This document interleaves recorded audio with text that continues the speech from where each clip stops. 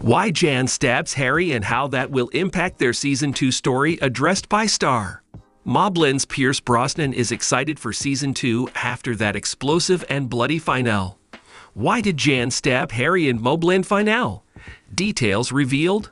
And MobLand's Lisa Dwan shares heartbreak following her dad's death on Father's Day. I will explain everything. Never miss this video. Before going to the main topic, I would like to say, like this video, and please subscribe to the channel. MobLand's Pierce Brosnan is excited for Season 2 after that explosive and bloody finale. But why? You're not alone if you're still in shock over the dramatic conclusion of MobLand Season 1. Pierce Brosnan is also deeply affected. The performer, who portrays the savage but more surrounded and irate Irish crime leader Conrad Harrigan, claims he has not been informed of what will happen next. It's just the way he loves it. When asked what he hopes to see if MobLand gets renewed for a second season, Brosnan was joined by Samuel L. Jackson, his co-star in the upcoming western The Unholy Trinity, and Taylor Gates of Collider. Although he had his own ideas that he had not yet shared with the show's creative geniuses, he stated that he had no idea where the tale would go. Sincerely, I have no idea what will occur. My thoughts are in my head, but I haven't shared them with the writers Guy Ritchie, Ronan Bennett, or Jez Butterworth. I'm not sure. Since I was unaware of what was going on the last time, I'm kind of glad that everything just happened in front of me. As of right now, I am simply enjoying life by painting, playing golf, and feeding the chickens. Jackson, laughing, added, he's never going to get out of prison. Let him be alone. Whether he manages to get away or not, Brosnan's Conrad has had a significant impact on MobLand, setting the foundation for dramatic changes throughout the Harrigan crime empire. The Season 1 conclusion, The Beast in Me, fulfilled the series' promise of Shakespearean crime drama. The imprisonment of Conrad and Maeve, Helen Mirren, only allowed the family to reorganize, reveal the mole, O'Hara, played by Lisa Dwan, and strike back with accuracy. It's riskier than ever now that Harry, Tom Hardy, and Kevin, Paddy Considine, have taken over, at least for the time being. As Eddie, Anson Boone, descends into darkness, Maeve keeps manipulating, and Seraphina's, Mandeep Dhillon, devotion is called into question. There is still Blutched in the shadows, with Kat McAllister, Janet McTeer, still twisting strings. You may watch the entire first season, including that memorable finale, on Paramount Plus in the United States until Season 2 is formally approved. Taking place in Montana in the 1870s, the Western drama The Unholy Trinity revolves around Henry Broadway, Brandon Lessard, the estranged son of Isaac Broadway, Tim Daly, who was given a death sentence for a crime he did not commit. Prior to his execution, Isaac implores Henry to go back to Trinity in order to find the truth and exact retribution on the guilty party. There, Henry finds himself entangled in a perilous conflict between Street Christopher Jackson, a shadowy criminal with his own plans, and Gabriel Dove Brosnan, the new sheriff with moral convictions. Lee Zachariah is the writer and Richard Gray is the director of the movie. It will be released in theaters in the United States on June 13, 2025, after making its debut at the Zurich Film Festival in October 2024. Visit the player above to view Gates' complete interview with Jackson and Brosnan. Why did Jan stab Harry in MobLand finale? Details revealed. MobLand did not blow up at the end of its first season. Neither dramatic deaths nor final shootouts occurred. What it produced instead was something far more disturbing. A silent, almost ordinary scene in a kitchen, where a knife was used and a relationship broke down. It was not planned by January. She did not snap. It just happened. That was the last gesture left after everything else. Not because of animosity, not even hostility. Something more profound, perhaps. A silent, weary object.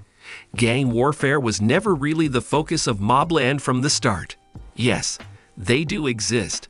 However, beneath the guns, agreements, and territory, there is a more subtle dynamic at work, one that makes survival more difficult. It's about the individuals around the mayhem, the people who live in this world every day yet never chose any of it. Tom Hardy's portrayal of Harry D'Souza, who is constantly on the go and tidying up someone else's mess, exudes a tired charm. He's helpful. He is faithful. But he's a ghost at home. What about Jan? The person left behind is January in her part. Joanne Froggatt possesses a delicate strength. Not all at once, but thread by thread, you can sense Jan coming apart. It will break, you know. You simply don't know. 10 episodes later, the pressure increases. The Stevensons are the Harrigans' adversaries. Humans vanish. Blood is shed. Harry is absent but everywhere. Their daughter is drawn into a life that Jan is unable to shield her from. Even friendships in MobLand have a price. She loses the one buddy she had who later is revealed to be dishonest. Then comes the final episode, Harry's house. The kitchen is where Jan is. They exchange words. In a way, the conversational form is more akin to avoidance. In her hand is a knife, not to harm him, just cutting up something. It is a scene you have witnessed countless times, until it's not, since she had run out of options. No plan existed. It wasn't planned out. Her voice didn't even rise. But at last something broke, or perhaps, more accurately, gave out in her. Moments like this don't happen by accident in MobLand. Pain was not the purpose of the deed. It was about being noticed, actually observed. After what seemed like an eternity of being ignored, pushed to the back, and excluded, she doesn't move her hand out of anger. It isn't there, as well as fatigue. No, he does not. He's alive. In a sense, that's what exacerbates it. For now, he must sit with it. It's everything. He doesn't scream, doesn't request assistance. Simply glancing at her, he murmurs, "You have my undivided attention now." He is sincere. Perhaps the most terrible aspect for Jan is that it required a wound to get there. MobLand has up until now focused on what occurs in the shadowy alleys, behind closed doors, and amongst criminal families. But this caused the lens to turn inward. The show is no longer solely about gang victory after Jan stabs Harry. Whether this marriage, this home, and this family can withstand something so intense and intimate is the question. It's difficult to say, to be honest, since some materials don't bleed. They are bruised. This was not plot twist added for effect. All season long, MobLand had been speculating about it. Jan wasn't the unintended consequence. She was the silent storm on the precipice. When it did arrive, it didn't shout. It made a whispering sound. MobLand waited for it to happen. It was not hurried. We can sit in it. It was made real by that. There were a lot of them. For the debut, more than 2 million people watched. Early on, opinions were divided. Some weren't sure where it was headed. But at the end, it changed. A good 76% was assigned to it by Rotten Tomatoes. Fair, although a little lower on the Metacritic scale. The conclusion was a consensus among critics. It felt intimate, uncomfortable, earned. Why Jan stabs Harry and how that will impact their Season 2 story addressed by Star. In the Season 1 conclusion, Jan Froggatt stabs Harry, Tom Hardy. Joanne Froggatt, star of MobLand, discusses why this happens and how it will affect the two characters' story in Season 2. Harry returned home at the end of MobLand Season 1 after rejecting Kat's, Janet McTeer, offer of a prosperous future. While he is there, he and his wife, Jan, argue and she lashes out, stabbing him in the chest. As the season comes to an end, he gives her a small smile before leaving the room as she panics. In an interview with Grant Hermans of Screen Rant regarding the first season finale of MobLand, Froggatt described Jan's motivation for stabbing Harry. According to the actor, it was an unintentional reaction to the significant shift in their relationship throughout the season. She thinks it worked since Harry smiled at the end of the program, indicating that she was using his language to grab his attention. See below for Froggatt's thoughts. It was not, in my opinion, deliberate or premeditated. Maybe unconsciously. She probably didn't think, "All right, I'm going to stab Harry." I don't believe there was ever any conscious thought. Her frustration has been growing, though, and she feels increasingly disregarded as Harry continues to dismiss her and ignore her. I guess I'm thinking, how can you attract the attention of a man like Harry? You use his native tongue when conversing with him. I would therefore argue that it was not a purposeful act, but rather stems from something more profound than a simple accident, if that makes sense. I don't believe Jan is aware of Harry's thoughts behind that smile either. We were talking about this scene, and it was almost like what Jan says. Oh, fake. Of course, you would have to ask Tom what his ideas were behind it. Furthermore, she is unsure about Harry's reaction and the direction this may take. Okay, now you have my complete attention, Harry says, offering her the smallest smile, which sort of absolves her. It seems to me that he is saying, even though you may have stabbed me, it's okay. We're okay. Lads, to be clear, they are not in a typical relationship, nor would I suggest getting into one. However, I see it as a smile of acceptance.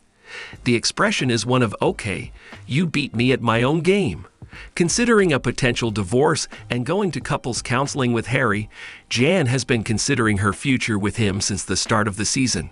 She finds herself intimately involved in the struggle as the season progresses, and in episode 6, the entire family moves to the Harrigan estate. Although there are many other characters in MobLand that clash with the main character, his wife's resentment of him has been simmering since the beginning and eventually surfaced in a pivotal scene. Given her startled reaction upon understanding what she had done, it was obvious that her behavior had surprised her as much as Harry had. Their relationship in MobLand Season 2 may be on a more even playing field than it was previously, though, as the main character's smirk shows he's not totally mad at her. He is aware of her frustration to the extent that she is willing to stab him without intending to. Therefore, his reaction upon his unavoidable recovery will be a defining factor in the future development of their relationship. The pair now seem to be on similar footing in terms of how they approach each other, with Jan using such a violent act to physically express her dissatisfaction with Harry. Their connection can be changed to more easily highlight their equality, which will allow the show to continue examining the fallout. In order to highlight how much they have evolved as individuals and how their relationship will change as their story progresses, MobLand can welcome this shift. With 1923 and MobLand, Helen Mirren is having the time of her life. But how? Helen Mirren, who is 79 years old, had the kind of career that most actors aspire to. Furthermore, we're not using the past tense. With two prestigious Paramount Plus shows airing nearly simultaneously, the first season of the British criminal thriller MobLand, which was partially directed by Guy Ritchie, and the last season of Taylor Sheridan's epic western 1923. Mirren is busier than she has ever been. She portrays the independent-minded frontierswoman Cara Dutton in 1923, the matriarch of a rancher family who is constantly fighting to maintain her land while coping with the intrusion of modernity. She also plays Maid Harrigan in MobLand, the vicious matriarch of a criminal family that operates in contemporary London. As she forces her capo husband, Conrad, Pierce Brosnan, into new business ventures and betrays Eddie, Anson Boone, her more sinisterly evil grandson, who may or may not be her grandchild. This is Mirren at her most vile and unrestrained. Both characters are Irish, by the way. Our recent Zoom conversation with her revealed that she is still a clever, humorous, and talented performer. When we expressed our curiosity, she laughed and retorted, "I don't think you're that curious." Yes, but we were. In the case of 1923, it has to do with my two main characters, Harrison Ford and Taylor Sheridan, two truly remarkable figures in American culture. "I only came on board because you were on board," Harrison usually says.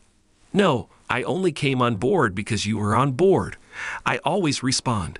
They clearly pulled a fast one on us both. However, Taylor was the main reason we were both there. But with Taylor, you have to go right in without reading a word. He says he loves to write for the actor he knows he's working with, which makes perfect sense to me, but you have no idea who or what you're playing. However, it implies that you must in blindly. You have no idea what lies ahead of you. In a sense, it wasn't that different with MobLand, as I was collaborating with Pierce Brosnan on a Chris Columbus movie called The Thursday Murder Club, which is scheduled for release soon. Additionally, we were both questioned simultaneously. It was the same thing. I was informed that he was involved, and he was informed that I was, But since we were coworkers, we were able to ask each other and talk about it. It combines working with Pierce, an actor that I greatly respect and adore. He is such a wonderful man. I knew the trip would be enjoyable and beautiful. And Guy Ritchie, of course. Two leading men again. Yes, of course. Regarding 1923, I had no idea. I believe I only read the first episode of MobLand, so we had no idea where it was headed. It was enjoyable. That feeling of venturing into the unknown is something I adore. That has always pleased me. No, I enjoy coming up with ideas on the go. I adore that procedure. I enjoy reading about things I don't know and learning about them as I go along. That strikes me as being rather inventive. That's how MobLand was. I hope we can do it once more. Oh no, not at all. By then, it's clear that I recognize the person and the character. Harrison and I were able to establish a relationship rather easily and naturally. But no, I didn't know. Perhaps I was going to die, I thought. In fact, oh, they're going to kill me off, I thought. I will most likely contract a terrible illness and pass away. However, that was untrue. I don't know then. It's a lot of fun. Episode 6 is about to air. What will take place? I began doing professional acting at the age of 21, and I'm still excited about a lot of things. Technology is always changing, and over my work, I have undoubtedly witnessed some of the biggest technological advancements. Additionally, there is always new technology, a props guy's notion that you have never seen before, or a new method of focusing when you go onto a movie set. Because the focus puller is actually the most significant individual on the set, concentration is exceptional. The focus puller and the entire, now digitalized, focus pulling method are more significant than the director or the performer. I think it's fascinating to see all of those advancements. Additionally, seeing the next generation emerge and finding amazing new young actors. MobLand's Lisa Dwan shares heartbreak following her dad's death on Father's Day. Lisa Dwan, star of MobLand, is crying at her father's passing.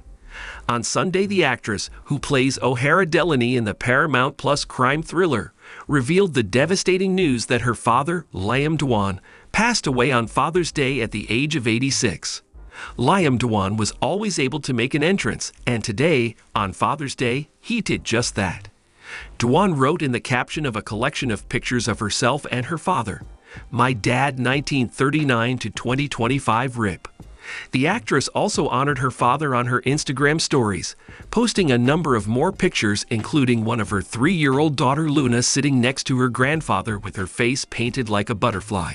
Several well-known pals sent Dwan condolence and support messages, and her MobLand co-star Joanne Frogette responded with a string of heart emojis. "Oh darling," said Claudia McKenna on This Morning. "I hope he finds peace. I'm so sorry." Irish singer-songwriter Imelda May continued, "Oh sweetie, I'm so sorry. Sending love. It's terrible to lose a great father. My love is being sent." In his hometown of Athlone, in County Westmeath, Ireland, Liam worked as an amateur actor, according to the Irish Times. Following in her father's footsteps, Dwan pursued a career in acting. According to her IMDb profile, the actress made her acting debut in 1997 as Agnes in an adaptation of Oliver Twist, co-starring Elijah Wood and Richard Dreyfuss.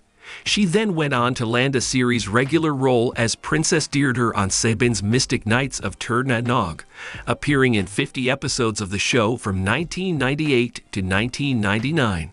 She has since starred in a number of films, including Rock Rivals, Fairy City, The Big Bow Wow, and Top Boy. As of the now, Dwan is playing attorney O'Hara Delaney in Guy Ritchie's MobLand, which debuted on March 30 and took the record for the largest Paramount Plus global series launch ever with 2.2 million viewers worldwide. In addition to Pierce Brosnan, Helen Mirren, Paddy Considine, Lara Pulver, Mandeep Dhillon, Jasmine Jobson, Jeff Bell, Daniel Betts, Lisa Dwan, and Emily Barber. The show revolves around two crime families engaged in a conflict that has the potential to destroy lives and entire empires. Earlier this month, the show concluded its first season, which consists of 10 episodes and can be streamed on Paramount Plus. Season 2 renewals have not yet been announced. No more today. What are you thinking about this gossip today? Let us know in the comments, and stay tuned by subscribing to our channel to get more updates like this. Thank you.